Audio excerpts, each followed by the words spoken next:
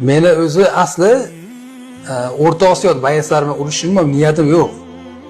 Chunki qo'shni davlatlar naborat bir-biriga yaxshi bo'lishi kerak. Men maqsadim Yevropani bayaslar bilan urushib, shu UFC'larga kirib yoki misol PFLga kirib, shunaqa ligalarda chempioni bo'lish. O'zimiz O'rta Osiyo bo'lib turib, bitta joyda bo'lib turib, bir-birini ko'tini gavlab, bir-biriga noto'g'ri hizb qilib, bu narsalar yaxshi narsa emas. O'zini xo'rmatini to'kadi xolos.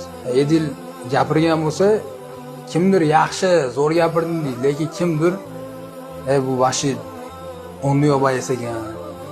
Bu yaxshi bayas deb o'ylasak, bu bola naqa gaplar gapirib chiqyapti, bu bola o'zini hurmatini to'kyapti degan gaplar bo'ladi.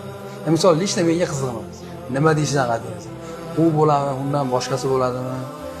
Men o'zim yo'lim bor. Rast misol urushga keladigan bo'lsa, men bilan meni o'zimga yoqsin hech kimga, sen bilan urushmoqchiman.